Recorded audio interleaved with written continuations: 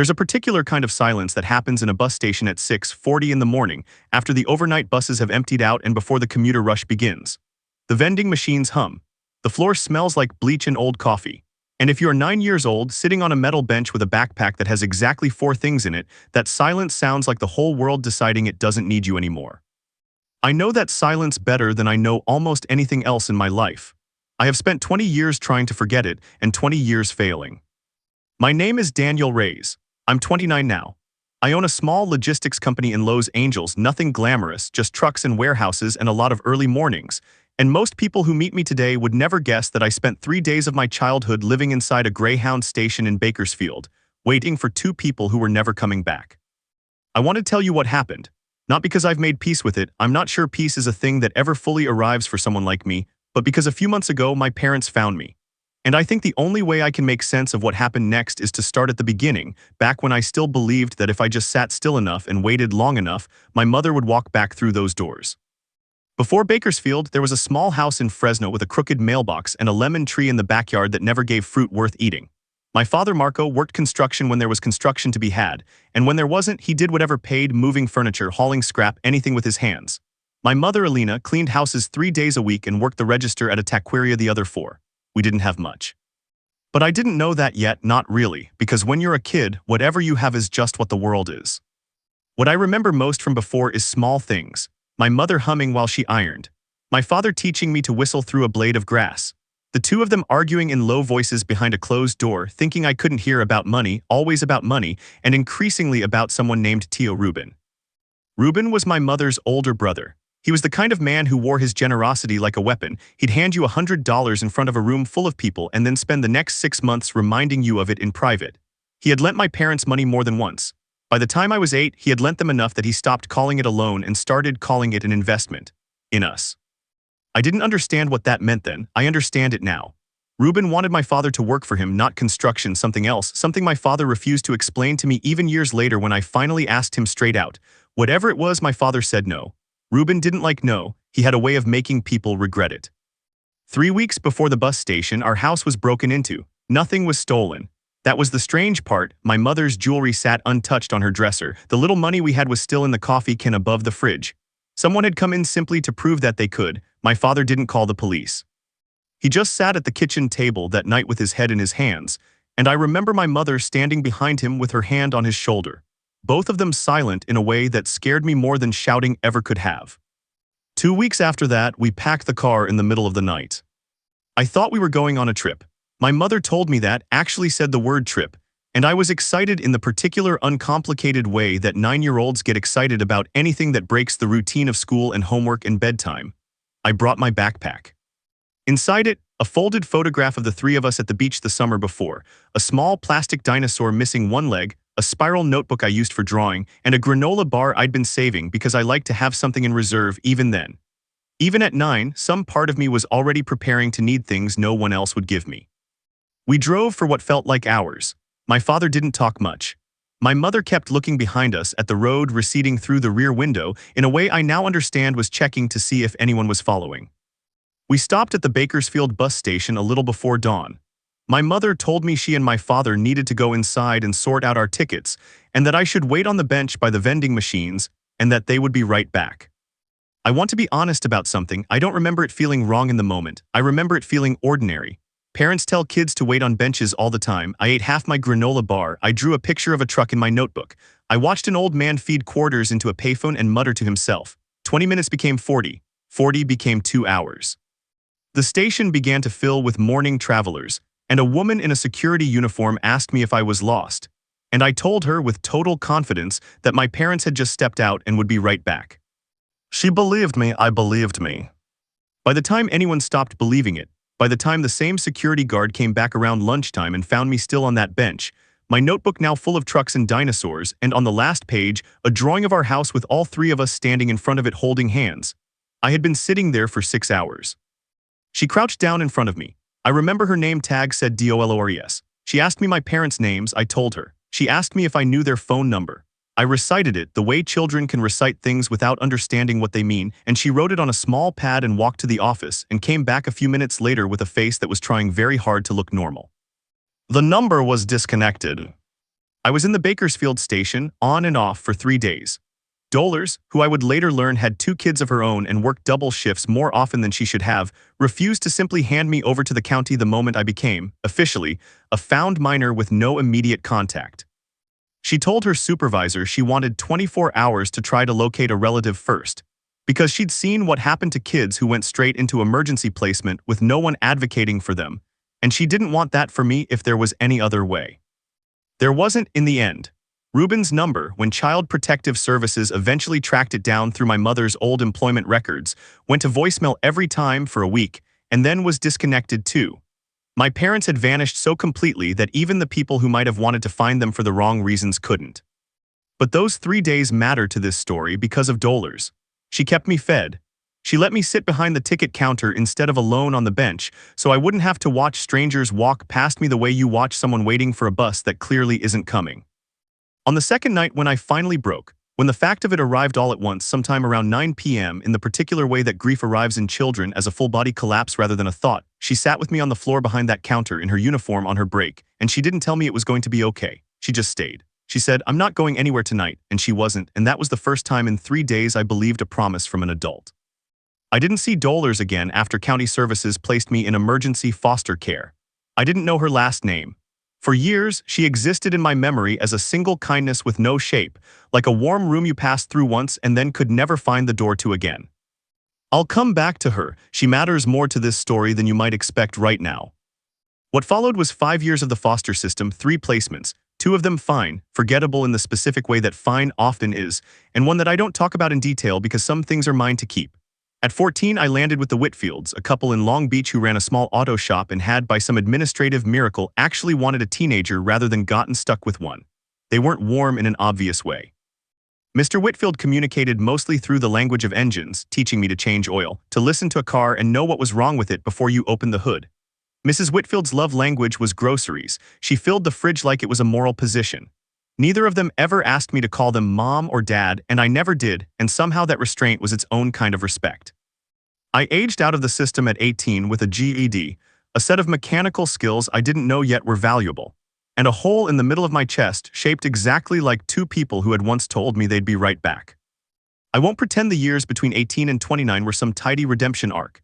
They weren't. I worked in a warehouse. I got fired from a warehouse. I slept in my car for 4 months when I was 21, which is a sentence I can say now without my voice shaking, though it took a long time to get there. I met a man named Oscar Delgado at a diner where I was doing dishes, and he happened to own 3 delivery trucks and needed someone who wasn't afraid of early mornings. He taught me the freight business the way you teach someone a language, by immersion, no patience for excuses. 6 years later, when he retired, he sold me the company for less than it was worth because, his words, "You were never going to disappear on me, and that's worth something." He had no idea how loaded that sentence was. I never told him about the bus station. I never told anyone about the bus station, not really, not until this year. I built a life that looked from the outside like proof that the story had a happy ending. A company with 14 employees. An apartment in Culver City with actual furniture I chose on purpose. A woman named Priya who I'd been seeing for 8 months, who was patient with the parts of me that didn't like to be touched without warning and never asked me to explain why. I was, by any reasonable measure, fine. But I want to be honest about the parts that don't photograph well. I didn't trust easily. I still don't, not fully. I check locks twice. I keep cash hidden in 3 places in my apartment because some part of 9-year-old me never stopped believing that everything can disappear overnight, including the people who are supposed to be permanent. I have never once in 20 years sat on a bench in a public place without positioning myself so I can see the door. That's the part people don't understand about abandonment. It's not a single wound.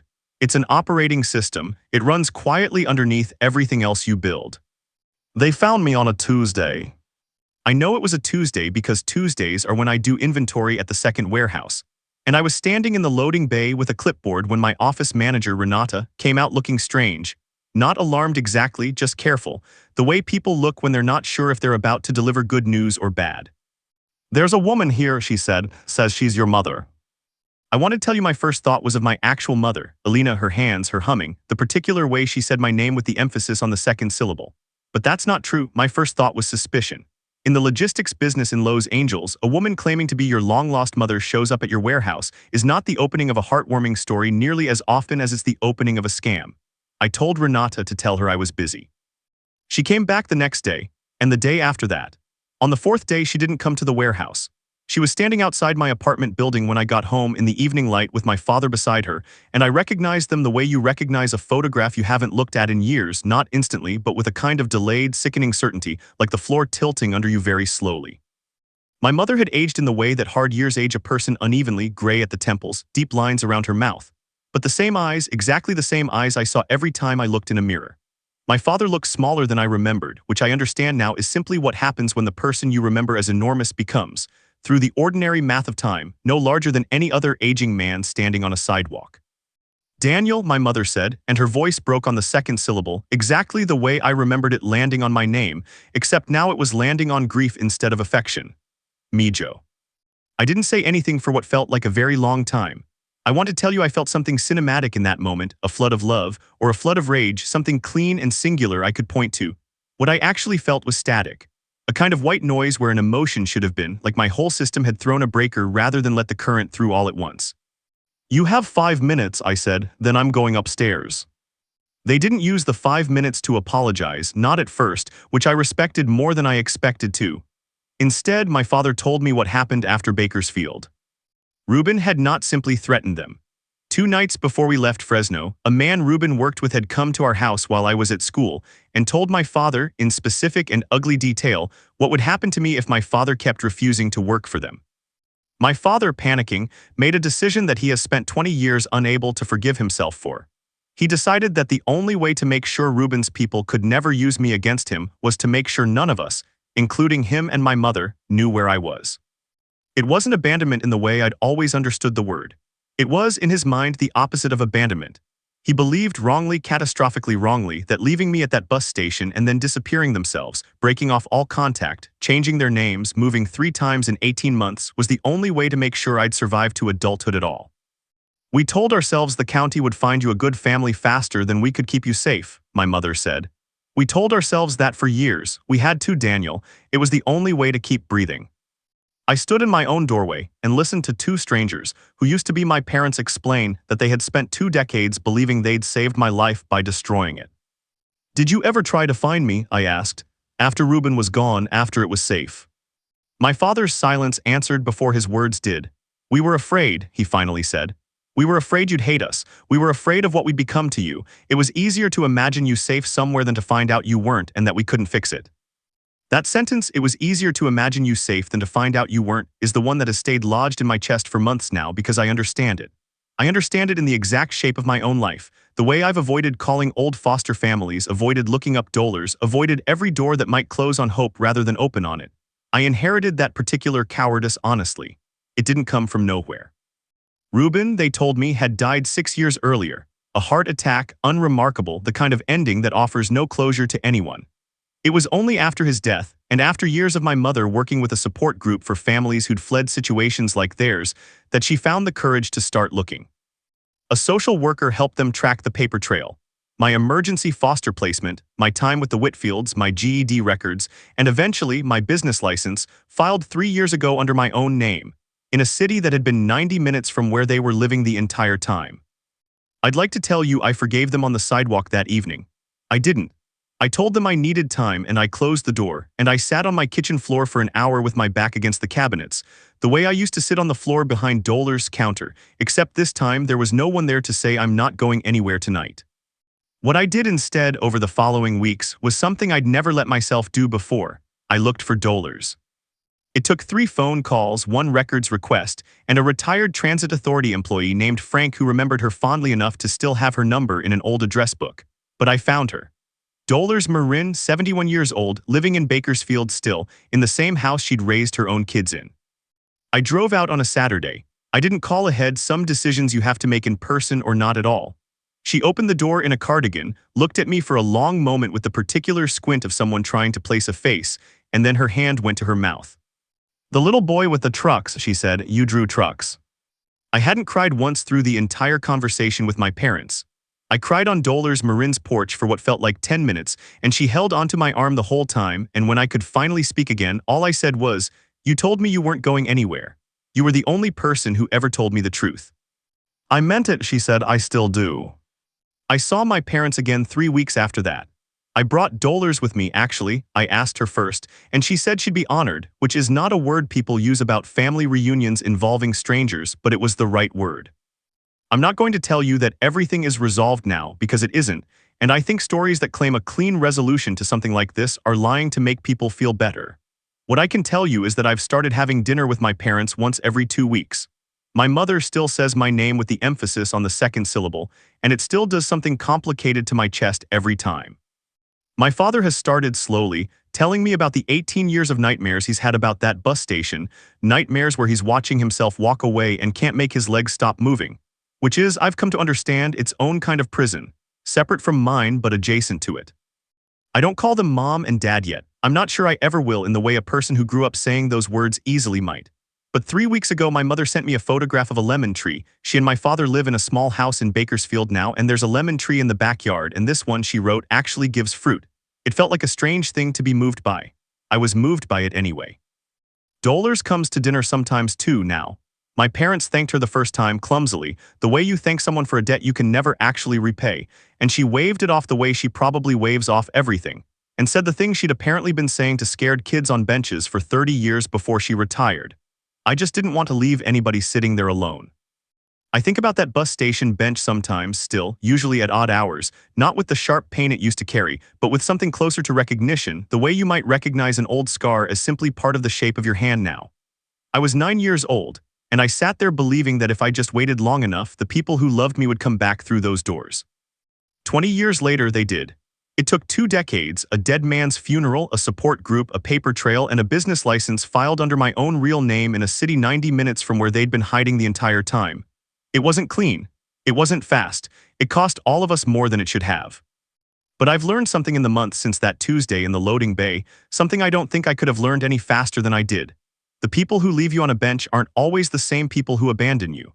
Sometimes they're just people who made an unbearable choice inside an unbearable situation and spent every year afterward too afraid to find out what it cost. And sometimes the person who saves you isn't the one who's supposed to. Sometimes it's a stranger in a uniform with a name tag that says DOLORES, who has no reason to stay past the end of her shift and stays anyway. I still keep cash hidden in 3 places in my apartment. I still watch the door. Some parts of that 9-year-old boy never fully leave, and I've stopped expecting them to.